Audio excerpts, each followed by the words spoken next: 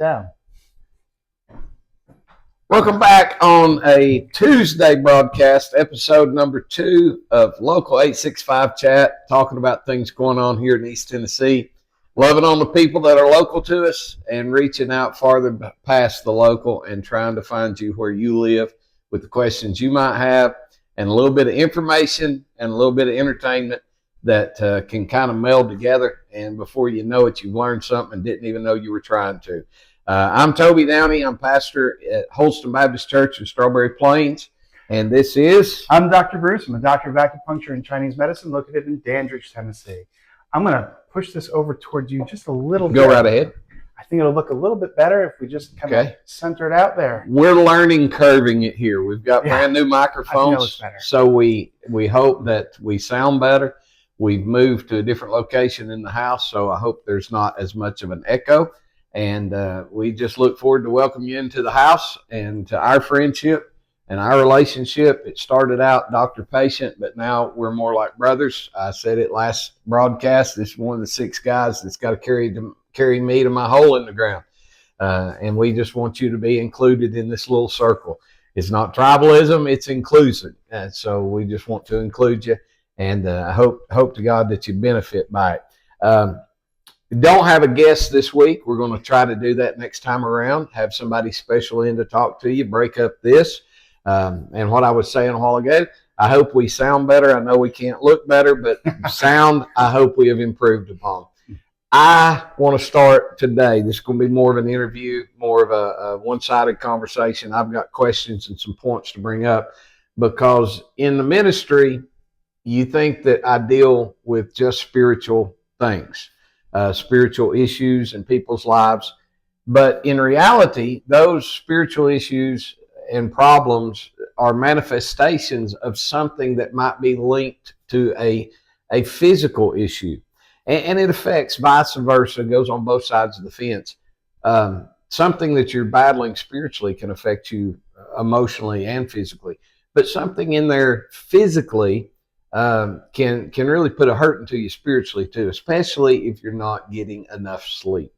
And there's a lot of things in our world today that are distractions, detractions, all around just problematic to us sleeping, from the convenience-oriented lives that we live to just some elements that are environmental. So I want to ask Dr. Bruce some questions that might find you, because there's a commonality. Even he and I had this conversation during my office visit today, and I want to share the clinical side of that from my perspective, but also these folks that have, if you think you're listening and you say, well, I talked to Toby this morning, he's talking about me. I texted Toby sometime this week, he's talking about me. I'm not talking about you, because there's a hat full of people in my life right now that are struggling with what sleep is doing in their life. So let's kick it off with this. What are some positive attributes of healthy sleep rhythms? I don't want to call it sleep habit. I want to call it sleep rhythm. Positive. Reduces inflammation, reduces cortisol, improves and regulates your circadian rhythm. It gives time for the body to heal. These are all very important. Some of the other aspects is it'll affect blood pressure, blood sugar. Poor sleep can lead to cardiovascular disease. It can lead to metabolic syndrome or metabolic disease. Sleep in general also gives us the ability to tap into our subconscious as we sleep and find ways or solutions that we wouldn't necessarily come up with in our conscious waking state. So it gives us a chance to see different angles and different patterns that we don't normally see. You said something that sounds very familiar and very often brought up: blood sugar. How can sleep? Hang on just a second. We've had our first guest. This is Lady Bird Downey. Come over here. Lay down here. How can the blood sugar? I mean, what is the mechanism? Is it just a digestion issue, or is it something? Is it a time for our body to push pause and process? Both. So some people eat way too late at night, and now you're going to bed where your body is trying to rest and digest, but now has to do the work. Um, and so that elevates your blood sugar while you sleep and gives you a restless sleep where you're not really awake, not really asleep. You're just kind of in a stasis. And that is going to create the brain's not going to have that cool down period of actually sleeping. So it's going to increase inflammation. Inflammation then elevates the cortisol, and that's going to affect the blood sugar. Oh, and sleep apnea too. If you have sleep apnea, I strongly recommend checking your blood sugar and blood pressure upon waking. If you're not getting enough oxygen while you're sleeping, you're going to have elevated blood sugar and blood pressure. So that's a great way of seeing if your CPAP machine is fitted properly, that you're actually getting enough oxygen. I had a patient 6 years ago where his main concern, he was a diabetic, type 2 diabetic, main concern was his blood sugar was always high in the morning. And he had seen another practitioner, and they had him on all sorts of essential oils and all sorts of herbs. And this is really strange. Why would this be? So I had to do a little digging, and I asked, do you have sleep apnea? I don't know. Okay, well, let's get a sleep study. And sure enough, he had sleep apnea. He got the CPAP. Blood sugar and blood pressure both dropped into normal range. So yeah, so the inflammation is the big part. In fact, Chinese medicine has two things that go on at all times. One, all conditions are rooted in spirit. That is Chinese medicine. In fact, there's an incredible book by Elizabeth Rochat.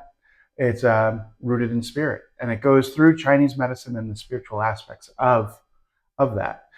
And then the other aspect is almost every point is used to clear heat. And in Chinese medicine, we are always trying to improve circulation and clear heat. In Western terms, that would be, improve circulation and reduce inflammation. That's what we're doing. So inflammation gums up the works, and if you're not getting good sleep, your inflammation is going to be much higher than somebody who actually rests and sleeps well.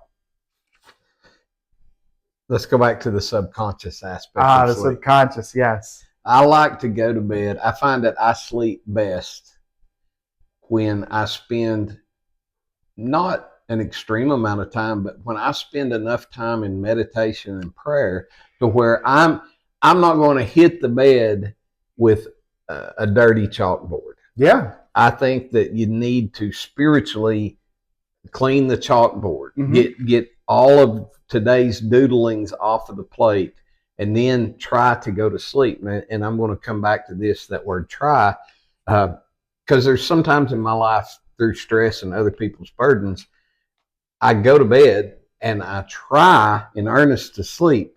Sleep doesn't come. Yes. And we'll kind of close out with that here in a moment.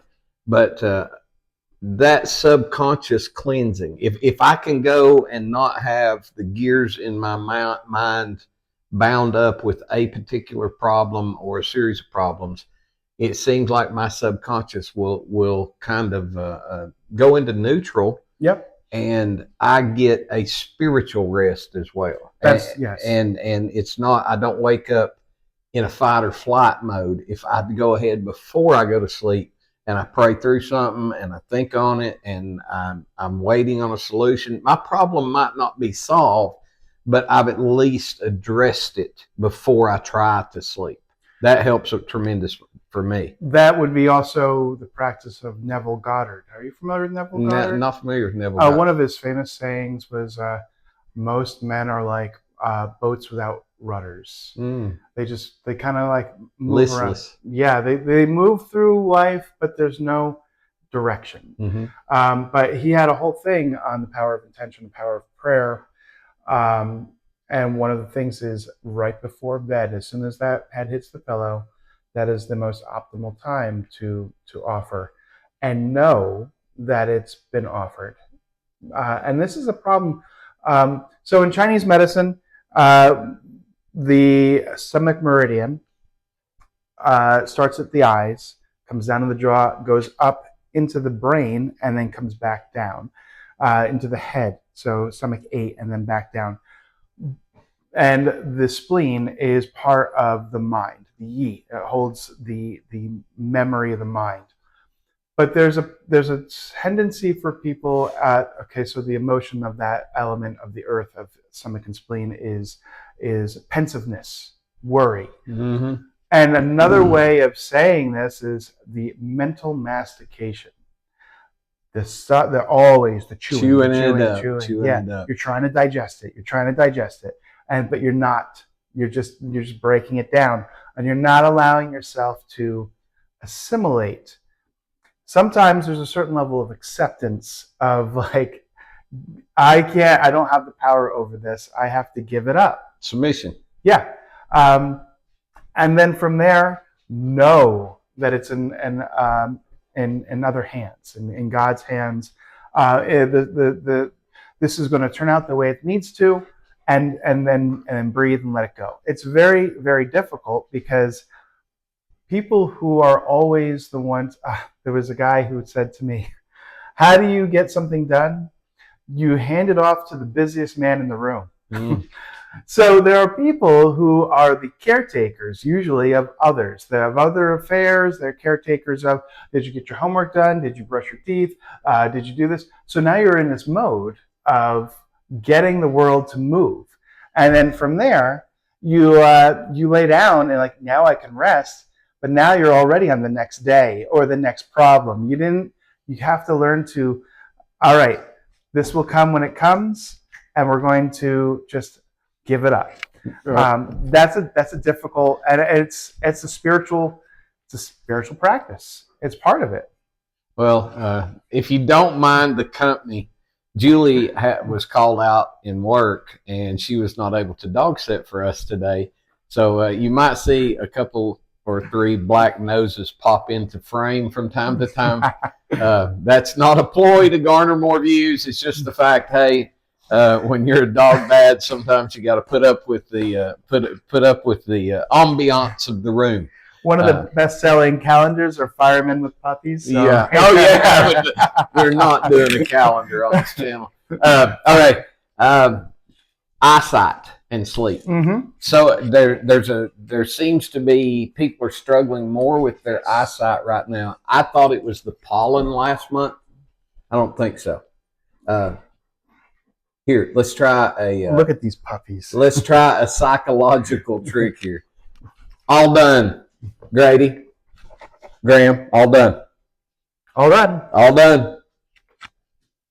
Sometimes it works, sometimes it doesn't. All done. Cool. Eyesight. Yeah. If you want me to train your children to do that, just give me a call. Couple of factors to consider. One, neck posture while sleeping. Your ocular motor nerve comes back into the occipital portion of the brain. And so you have these transvertebral arteries that supply blood. So if you have the improper pillow, you're not getting good blood flow to that back. That's one aspect to consider. Second is circadian rhythm.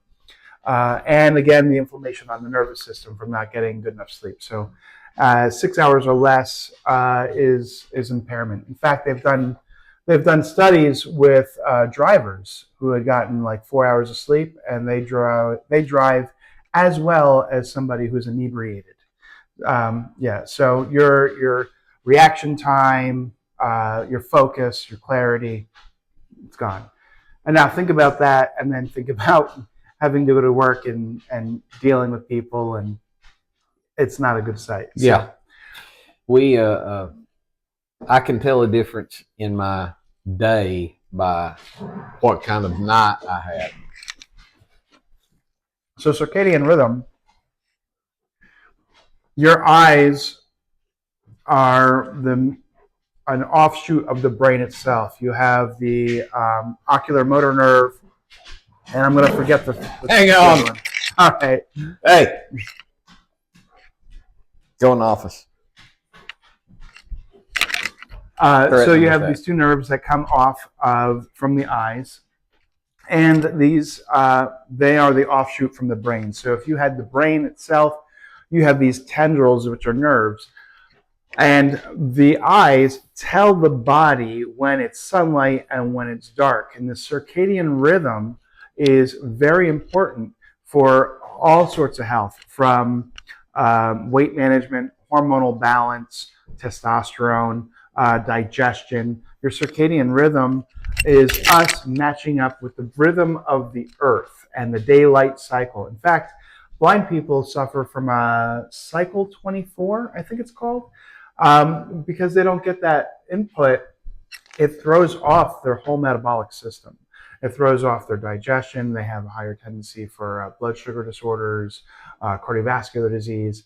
But it's important for us to time ourselves with our sleep pattern to be as dark as possible and rise with the sunlight, rise with the light. That's going to affect our eye health.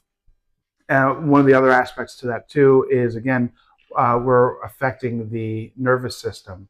We're reducing inflammation because we're giving our eyes a rest. When you're awake, you're using them all the time. Yeah, and I physically have trouble focusing on poor sleep, but also mentally my acuity goes down when I sleep.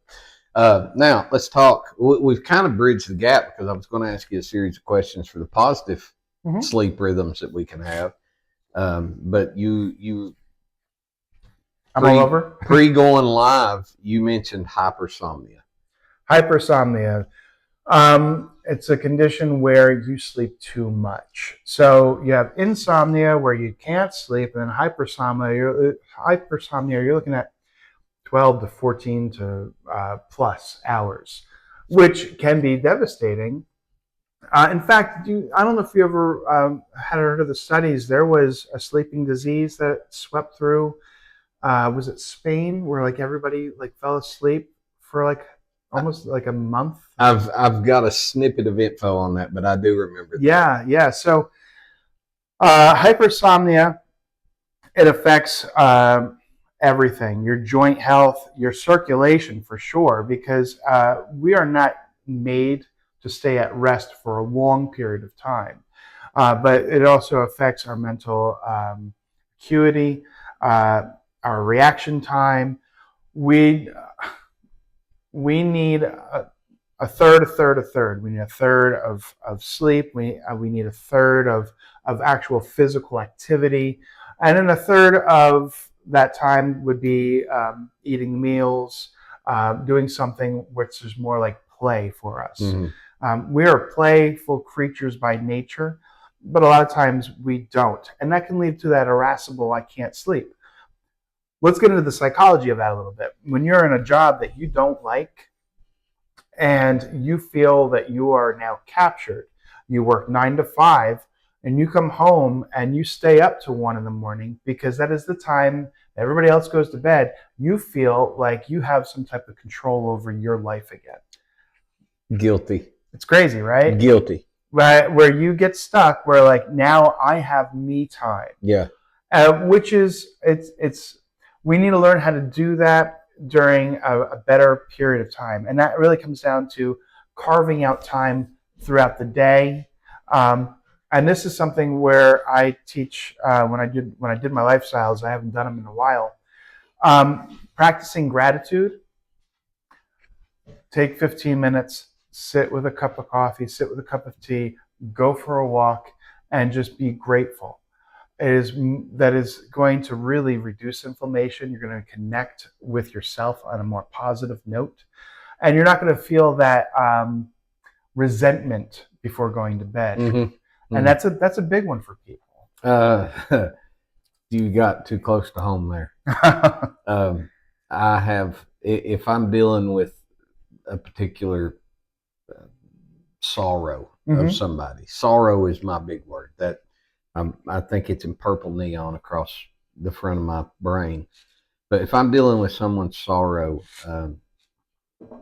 I start the day with that sorrow. I end the day with that sorrow. I try to pray out from under it, whatever it might be. Sometimes you're just not successful. Like one of the things that helped my sleep habits in regard to this is Julie programmed my phone.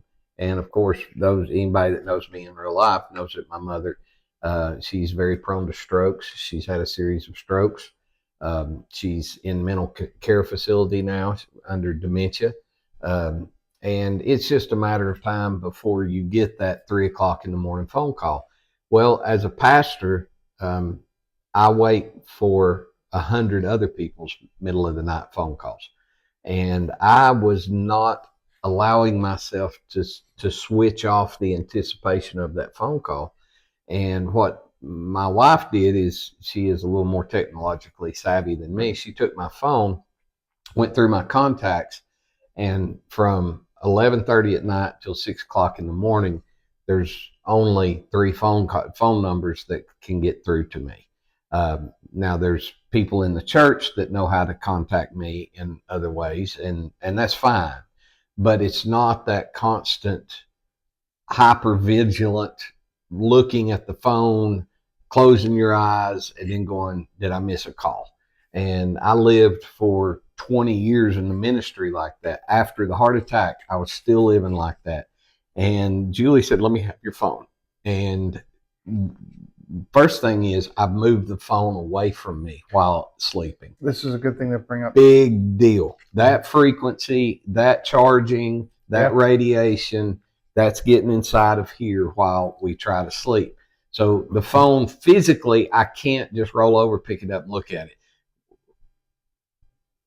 But just knowing that, okay, this is my time, that has allowed me to go to bed earlier. Great.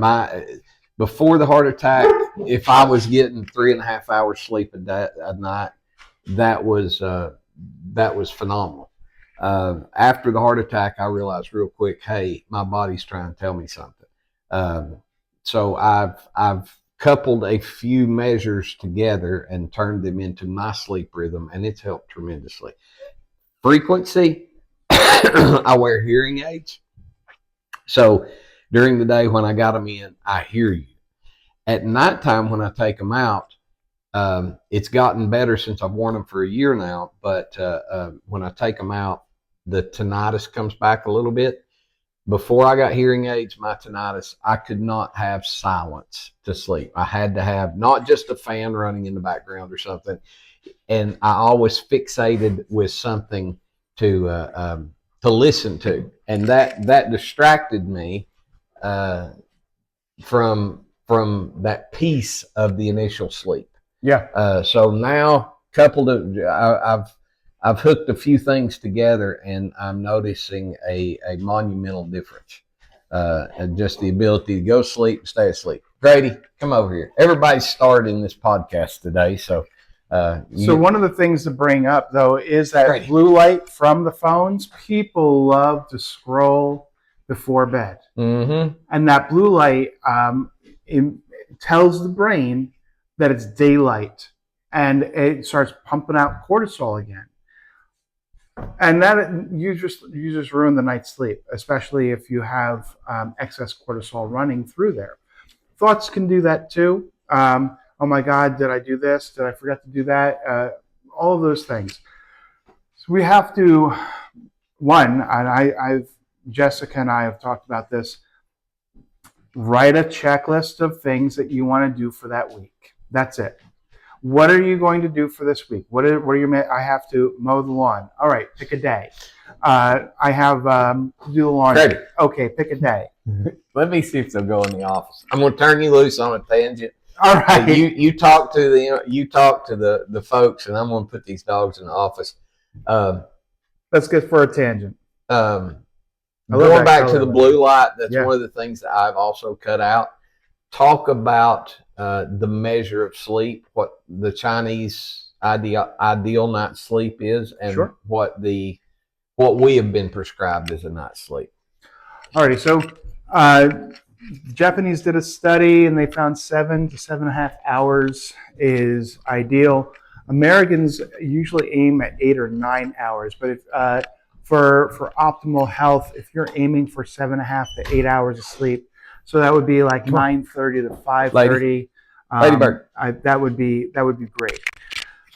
there's really no reason, unless you have you're out with the kids for sporting events and things. There's no reason why anybody needs to be up more than 9:30. Most of the time, you're not doing anything productive. You're just watching television or you're playing on your phone. So we want to make sure that we start, and this is something I've encouraged with other patients. If you have kids, a nighttime ritual, everybody has a morning ritual. They get up, you're going to love it. They shit, shower, shave. That is a big one. They make their coffee, and then they usher the kids onto the bus. But everybody has to have this routine or ritual to prepare themselves for the oncoming tasks and events that are coming. Most people do not create a night ritual. And a night routine, a night ritual is imperative to tell the body, to tell the brain, it's nap time. It's time to go down. Changing your lighting. You want to use only the lighting, like dim light in the room. You don't need to have every light on in the house. Making sure that you have, if you need to take an Epsom salt bath, do that. Make it a part of a routine or a ritual. Magnesium. Magnesium is incredible. Magnesium glycinate for night helps reduce the cortisol in the body. Your affirmations, prayers, journaling, you can do that. Making sure that you're doing some breathing exercises or light stretching. Things that we're going to, so you've heard of yin yoga and you heard of the term yin, but yin in Chinese is nourishing. We want to bring things back in. Morning is yang, it's coffee, it's exercise, it's go, it's ready to, we're going to rock. And that's yang. We're bringing ourselves out. We're bringing ourselves out to the world, and we need that yang energy. So now we're going to bring it back in with the yin, and this is where I have suggested with patients, start this with your kids, but also get them involved in reading for 20 minutes. Get them involved in stretching with you for 20 minutes. You're encouraging them to create a healthier nighttime routine. And that's something that can be done for the rest of your life. With all the devices in our life, it's hard for parents to be parents. And, I had a bedtime. Yeah, me too. I was a fervent reader, though. Mm-hmm. So when the lights went out, I left them out long enough for everybody else to go to bed, and then I would read all night long. Thank God I did not have a phone to sit there and blue light myself back into daytime. Yeah. But parents be parents and say, hey, this is for your benefit. I always thought mom and dad were sending me to bed because they wanted me out of the room, but they were looking out for me. And I guess it's a human nature thing to do. But with these kids today, so many kids are streaming video games at 3:00 in the morning, and they're trying to learn something by 8:15. That don't work. So that was a problem with me with Legend of Zelda when it first came out. You're younger than me. My parents would put me to bed, and then they would be awoken to the sound of me playing video games. That was an issue. But this is also a way of creating quality time with the kids, where you're both interacting and you guys are doing something. You're not just sitting. You're engaging them. And that's important because they're going to have a completely different life. They are different human beings than what we are. Mm-hmm. And I have said culturally, I'm closer to my parents than I am to my own children because of technology.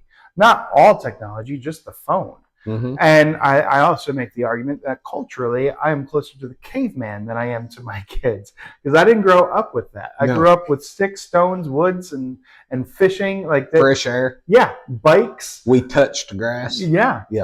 Drank on water hoses, that kind of thing. Yeah. I've got just a couple more points, and these are the from left field questions I want to ask you. What kind of pajamas do you sleep in? And that might sound like a very benign question, but it's not. The materials we wear, I think right now I've got on a hemp shirt. I love hemp as a fabric. Yeah. I love cotton. But so many people, if you're worried about fashion when you go to bed, you've got too much time on your head. And if you're wearing something made out of polyester to try to sleep in, what does that do? Polyester reduces the electrical charge of the body and reduces the charge enough that it halts production of testosterone and other hormones. It really messes with us. Polyester sheets, polyester pajamas, these things will inhibit our electrical charge. And one of the things, move to the more natural fabrics, but get yourself a grounding mat as well, or grounding sheets. Check that out, left fielder one too. Yeah. What is a grounding mat for anybody that don't know? Grounding mats are mats that you stick into the ground charge of your outlet, and it's similar. It's the same to laying on the earth, and that reduces inflammation. Helps improve the electrical charge of the body. Digestion. Anything that the body does is going to be improved by laying on the grounding mat. So get rid of the polyester. Look at what the label is. Try to be in a natural fabric when you sleep, on natural sheets. I can tell a difference when I'm traveling and I sleep on a motel mattress and a motel sheet, and what I sleep on at home. Mm-hmm. It's sometimes I feel like I lay in those beds away from the home, and I feel like frying bacon. Well, and also energetically, there's a lot going on there. A lot of you. Whatever energy, my body's trying to purge. We don't know what the quality of the mattress is. Off gassing. You mentioned off gassing a while ago. Big one. Everything that is manufactured synthetically, it's going to be putting off whatever chemical it's made out of. Even like the microplastics too. You rub up against it, you are dispersing microplastics. But with that too, with the I lost my train of thought. We were just talking about the grounding, the sheets, temperature. 68 degrees would be ideal. So the cooler it is, the deeper your brain goes into hibernation. You go into that alpha state. So you want to drive that down, and so you hit all those brain waves and get down to the deepest level. So you want to kind of take that threshold down to where before you're cold, mm-hmm. but you don't want to be. You want to note an environmental temperature difference from your body temperature. Yeah. And one of the things to be careful is 68 degrees is enough to create hypothermia. That's why like hikers will get hypothermia, and it's a nice day out, but it's 68 degrees. Mm-hmm. They're wearing denim, which is known as death cloth, because mm-hmm. it holds that moisture, and it's enough to drop that body temperature down. But make sure I sleep with a wool blanket. I think I just knocked the mic. But I sleep with a wool blanket. I have an earthing mat, and I don't wear pajamas. Well, I'm living proof that you still might be able to die from hypothermia, but I have lived with a woman who, let's just say, has these little short summers in her life hormonally, and it's cold enough to hang beef in this house whenever we go to bed. I mean, 62, 63 degrees. We sleep with the window. A window open is another good thing. Fresh air is always great.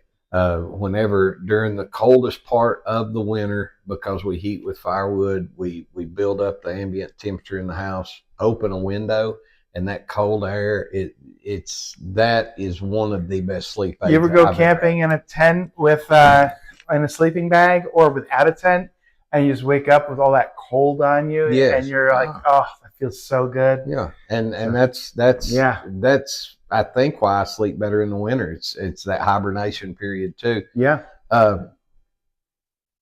Let's talk real quick because everybody's going to have this question, and we're going to try to wrap it up in 5 or 6 more minutes.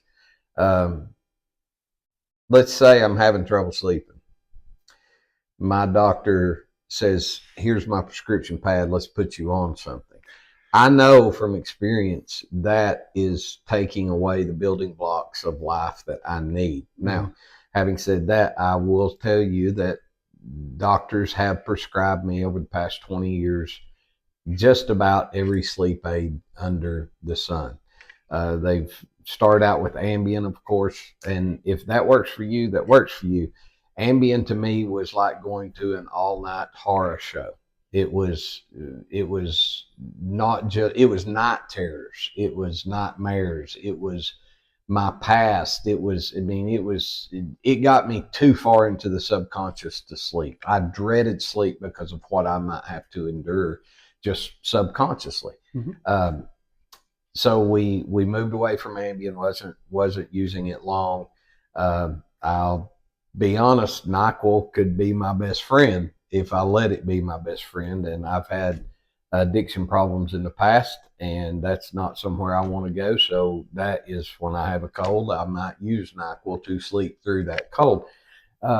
So different doctors that I've seen through the years have prescribed me different things. And I had the privilege yesterday of seeing my cardiologist, and I'm in the 95% healthiest part of my age group. He said my heart doesn't look like it's had a heart attack. My heart doesn't even know it had a heart attack. I know I had one, and it was stress related. But he prescribed to me hydroxyzine, and hydroxyzine is that was the claw hammer to the head for me. I could take one 15 minutes before bed, go to bed, but here's the problem. In order for me to go to sleep, I had to be blank. I mean, stupid blank. And the hydroxyzine, I woke up in that same state. My eyes were closed. I think I slept, but I had there was no metamorphosis through the process of sleep. I did not refresh. I did not rejuvenate. Yeah. And I did not have that subconscious link to self while sleeping. Mm-hmm. I didn't have that external perspective of who Toby was. So I woke up dumb as a wet bag of hair. And that I didn't like. Well, you changed my CoQ10 to CoQ-Nol, mm-hmm. and that was a big one. And then you put me on a pretty large dose of magnesium. Those two supplements to me, I told my cardiologist yesterday, he was like, how's this working for you, and how's sleep going? What's your heart rate while you sleep? Because I wear a watch to monitor that at least 2 nights a week, just make sure nothing weird's going on. I don't like sleeping in a watch. But I said, man, I quit taking what you gave me. And I told him about the CoQ-Nol and the magnesium. And he said, why don't you take CoQ10? Bruce said, you're 50 years old. Stark wake up right there. But our bodies don't take the CoQ10 and metabolize it like they should. So CoQ-Nol, my heart rate's been, my resting heart rate has went down 9 points since making that switch. I don't think I told you that. No, you didn't. It's went down 9 points. So I'm down to the low 60s now. That's great. So I can tell without the burden on my heart and pumping blood, I can tell I rest better. Are there some alternatives? Everybody wants to throw melatonin at you. Yeah, so slow release melatonin is effective. Melatonin actually has been shown to be effective against cancer too. It kills cancer cells, which is incredible. Magnesium glycinate is also another one. When it comes to sleep, when it comes to any condition, I don't throw supplements or herbs at it. That is my last line of defense, unless there is a serious deficiency. I want to make sure that we address the other aspects of the life before we get into, all right, we need to do this. But magnesium is going to be one of your biggest ones. So wait, time out. If I'm having a problem sleeping, could it be possible magnesium is kind of a go-to in deficiency? Yeah, most people are deficient in magnesium. Yeah. But you have to have a therapeutic dose. And you have to have a good quality. These are two things that everybody and their brother sells of magnesium. But if it's not of high quality, what's the point? And then the dosing, people come in, oh, I take that. How much do you take? Whatever the bottle says. And the bottle says take 2 capsules, and it comes out to like 300 milligrams. But the RDA, the recommended daily allowance, is 700. So if we pop it up to 600, 650, and see where you're at, that's when you're going to start seeing things happen. And magnesium, I would consider taking the vitamin C with that as well, because they're both needed for cellular function and metabolic functions. But with that in mind, we're looking at what supplements. There are a lot of Chinese herbal formulas for sleep and calming the nervous system. You are familiar with Jiawei Xiaoyousan, the Free and Easy Wanderer.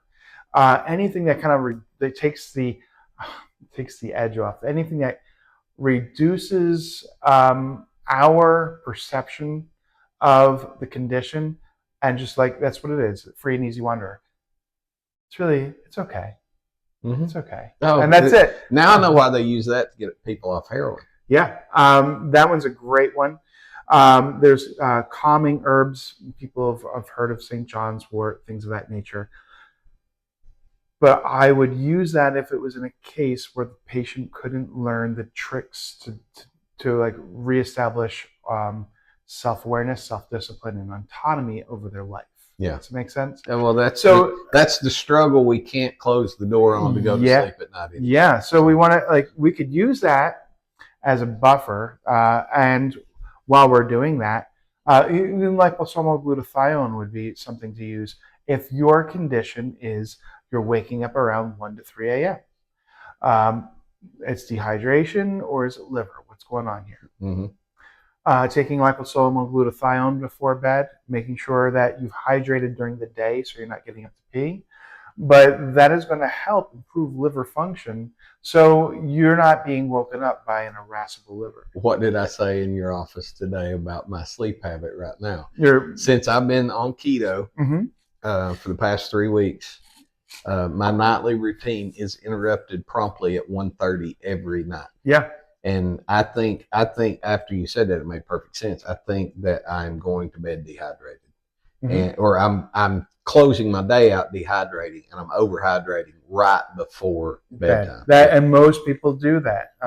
Most people, I don't have time to drink. I don't have time to drink. I don't have time to pee. I don't have time to pee. And then at night they overhydrate, and it throws the whole system off. The body says, "Excuse me." Yeah. What are we doing here? So we want to make sure that we're hydrating well through the day, so then at night we're not getting up or we're not dehydrated. So we'll skip banned medicine. I want to come back to that when we've got plenty of time. Okay. But the way that there's some things out there that work, not just for sleep, but just the full gamut and spectrum of medicine. There's some things that are worthy to be noted. There's some things that have been called outdated. There's been some things that have been closeted because of misuse over prescriptions. Yeah. And also people had no discipline when they were exposed to them. Right. That would be a great topic for us to catch up on the next time. I'd like to close out just with a thought. Let's call it comment question of the week. Sure. Okay. This is from one of your somebody that had just a simple question dealing with a chronic illness. It's an autoimmune disorder, and it also kind of broaches what we're talking about right now with sleep and stress, or stress and sleep, vice versa. Why is stress such a trigger when it comes to folks that suffer from ulcerative colitis? It's part of a trigger. The ulcerative colitis, known to be autoimmune, but can also be due to parasite and or bacterial imbalance. H. pylori bacterium, which creates like stomach ulcers, has been shown to ulcerate other areas, intestinal lining. Now, with that in mind, the stress hormone, we'll get into that one first because that's the easier of the two. You have the vagus nerve, which runs to every organ. It's the longest nerve in the body, and it's one of the cranial nerves. It comes right off the brain. Yep, drives all the way, and you have an anterior root and a dorsal root vagus nerve. That nerve is the nerve of shutting things down, rest and digest. And then we have the adrenals, which is part of the fight or flight. When things are in fight or flight, that's when we are not healing. The immune system shuts off. We're not worried about digesting our food. Think of like if you're being attacked by a saber-toothed tiger, it turns off sex hormones. So you're not being attacked and go, oh, I need to procreate. Yeah. And that tiger's like, what are you doing to me? Yeah. And then there's I really need to digest those berries I ate. You're not worried about that. You're worried about vasoconstriction, which is now turning off blood flow to the organs because you want the blood to go to the arms. And then you have that truncal obesity. You see people who have like very thin arms, they have no butt, and then they have that bloated looking abdomen. That is somebody who's been in a chronic state of stress, and the cortisol creates adipose to develop around the area to protect the gut from attacks. Yep. You want to keep those organs safe. How primordial can you get? Yeah, we are still in that stage with our brains. So as soon as a stress response occurs, blood flow to the intestines, blood flow to the organs, that comes down to a trickle. And now you have also bacterial growth in there, and the immune system is not healing that. That you have an area of festering, if you will. And then the cortisol levels elevate, and if you do not reduce them through breathing exercises, light exercise, changing your diet, you're going to chronically have that hypervigilance, as you say. It could be anything. I can't handle this person. Every time they say that word, it just ticks me off. And now you're inflamed again. Your inflammation just goes right through the roof because your immune system has been dampened by your stress reaction. Part one. Yeah. We'll come back to that longer. Vagus nerve exercises. I have one. It's the simplest one. You can look up different methods to do and accomplish the same outcome as what I do. But the way that I use it kind of as a parlor trick when I go to the cardiologist, like yesterday, I did it as soon as the nurse said, take a seat. She was getting everything, asking her little questions, and I answered with nods and shaking of the head. I did not talk. I did not do the correct focal point that I like to do. But to inhale through the nose for 5 seconds into the abdomen, past the chest, into the abdomen, fill yourself up with the breath, hold it for 2 seconds, and then control that exhale for 8 seconds. And she took my blood pressure. And yesterday, I didn't give her the full parlor trick, but yesterday my blood pressure when I did that was 104/74. I have white coat syndrome. When I go to the doctor, I panic, I freak out, my blood pressure goes up. And sometimes it'll be 128 over maybe 80. And they'll take that and they'll be like, oh, that's good, Mr. Downey, for somebody your age. And I say, that ain't nothing. You got 30 seconds. And they sit there and go, sure. And I'll go through just a series of doing it 3 times. That in through the mouth, in through the nose for 5 seconds, hold for 2, and then exhale for 8. And there's been a lot of times where the nurse has been like, do you have a control panel in there somewhere? Because I've taken it from the top number from the low to mid 120, 130 even, and I've dropped that down to somewhere between 108 and 115, and they can't believe it. But if it has that much of an effect, I thought, well, I'm going to use this when I'm overstressed. If you watch me on Sunday mornings before I get up to preach, chances are I'll sit there and I'll try to do it for a minute and a half. That last song that the choir's singing or special music, that is my time. And I just, for some reason, it brings a great deal of clarity to me too.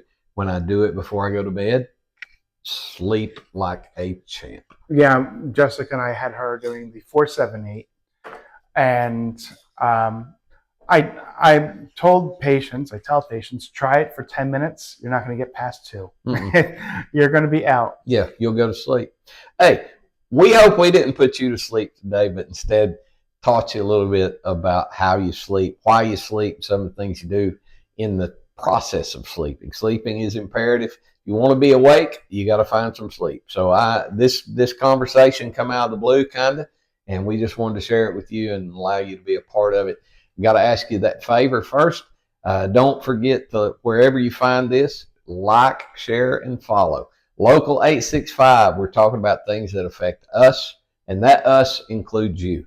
And we're just privileged to be able to do that and share it with you. Dr. Bruce, you want to say goodbye? You guys be well. Get out there in the community and help volunteer. There's plenty of people that need it. There's a 4-H event coming up in June.